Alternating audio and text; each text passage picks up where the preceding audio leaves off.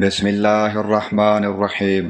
نعمان بن بشیر رضی اللہ عنہ نے بیان کیا کہ میں نے نبی کریم صلی اللہ علیہ وآلہ وسلم سے سنا، حضرت صلی اللہ علیہ وآلہ وسلم نے فرمایا کہ قیامت کے دن دوزخیوں میں عذاب کے اعتبار سے سب سے ہلکا عذاب پانے والا وہ شخص ہوگا جس کے دونوں پیروں کے نیچے دو انگارے رکھ دیے جائیں گے، جن کی وجہ سے اس کا دماغ کھول رہا ہوگا جس طرح ہانڈی اور کیتلی جوش کھاتی ہے۔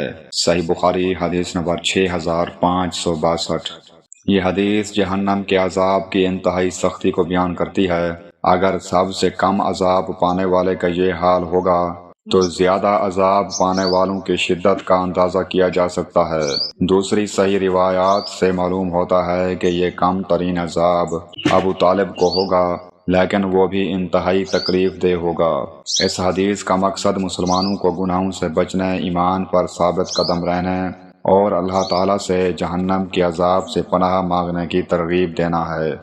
ابو ہریرہ رضی اللہ عنہ نے بیان کیا کہ نبی کریم صلی اللہ علیہ وآلہ وسلم نے فرمایا، جنت میں جو بھی داخل ہوگا اسے اس کا جہنم کا ٹھکانہ بھی دکھایا جائے گا کہ اگر نافرمانی کی ہوتی تو وہاں اسے جگہ ملتی تاکہ وہ اور زیادہ شکر کرے، اور جو بھی جہنم میں داخل ہوگا اسے اس کا جنت کا ٹھکانہ بھی دکھایا جائے گا کہ اگر اچھے عمل کیے ہوتے تو وہاں جگہ ملتی تاکہ اس کے لیے حسرت و افسوس کا باعث ہو۔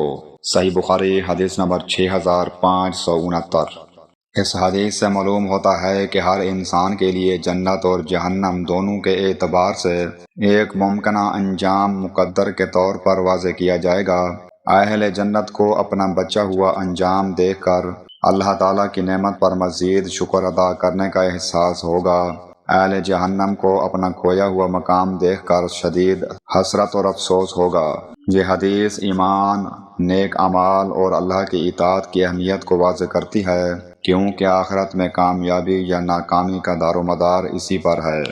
حضرت انس بن مالک رضی اللہ عنہ سے روایت ہے کہ حضرت صلی اللہ علیہ وآلہ وسلم نے فرمایا، اللہ کے راستے میں جہاد کے لیے ایک صبح یا ایک شام سفر کرنا دنیا اور جو کچھ اس میں ہے سے بڑھ کر ہے، اور جنت میں تمہاری ایک کمان کے برابر جگہ یا ایک قدم کے فاصلے کے برابر جگہ دنیا اور جو کچھ اس میں ہے سے بہتر ہے۔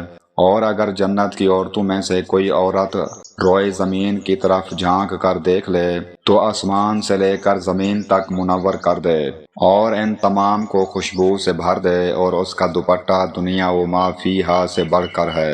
صحیح بخاری حدیث نمبر 6568۔ اللہ تعالیٰ کے راستے میں کیا گیا عمل دنیا کی تمام دولت اور آسائشوں سے افضل ہے۔ جنت کی معمولی ترین نعمت بھی دنیا کی ہر نعمت سے کہیں زیادہ قیمتی اور دائمی ہے۔ جنت کی نعمتوں کی عظمت بیان کرنے کا مقصد مسلمانوں میں آخرت کی رغبت اور دنیا سے بے رغبتی پیدا کرنا ہے۔ اس حدیث سے معلوم ہوتا ہے کہ مومن کو اپنی زندگی کا اصل مقصد اللہ کی رضا اور آخرت کی کامیابی بنانا چاہیے۔